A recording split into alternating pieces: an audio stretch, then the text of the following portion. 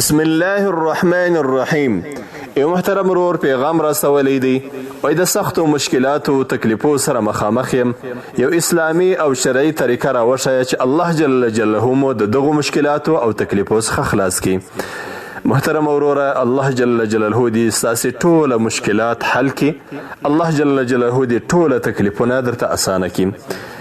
ستاسې دپاره لازمه ده چې تاسې د حاجت لمونځ وکړئ چې په دې ته په عربي کې صلات حاجت ویل کیږي. صلات حاجت د الله د رسول صلی الله علیه وسلم څخه ثابت لمونځ دی، یو مسنون لمونځ دی. د مسلمان دپاره چې کله د مشکلاتو تکلیفو سره مخامخ سي، د ده لپاره لازمه ده چې دی اوله وار د الله جل جلاله طرف ته متوجه سي او د خپلو مشکلاتو د حل دپاره د الله په دربار کې د حاجت لمونځ وکړي. د حاجت په لمانځه کې الله جل جلاله ډیر برکتونه ایښي دي چې په د دغه لمانځه په کولو باندې به الله جل جلاله د انسان هر لوی او کوچنی مشکل اسانه کړي.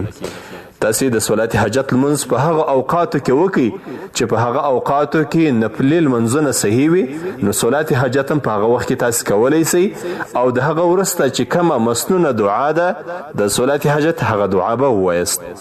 دغه رقم محترم وروره په عام اوقاتو کې دعاوې ډېرې کوئ. د الله جل جلاله فرمان دی مؤمنانو ته چې تاسې زما څخه خواستونه کوئ. الله جل جلاله د مؤمنانو دعاوې قبلوي، خو دا چې کله دعا قبلېدل دا وزن ډېري، په دې کې د هغه مؤمن خیر وي.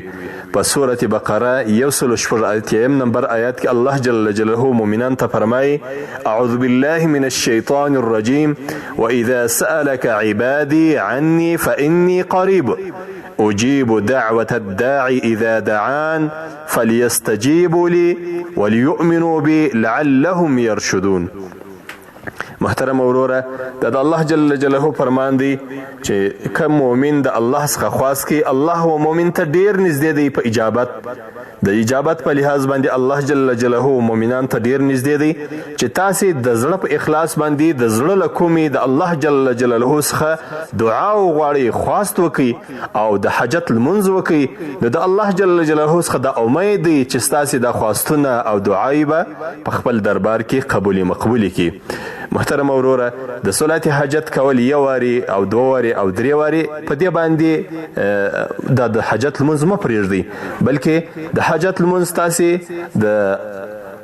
در هغه وخته پورې کوئ چې در څه وخته پورې الله جل جلاله ستاسې دغه مشکلات او تکلیفونه لرې کوي او ختموي. محترم وروره، د حاجت لمانځه ذکر فتاوی شامی کړی دی، جلد 2 صفحه 280 او دغه رقم د مذهب نور کتابو هم د صلات حاجت لمونځ راخستی دی، مطلب دی فی صلات الحاجه.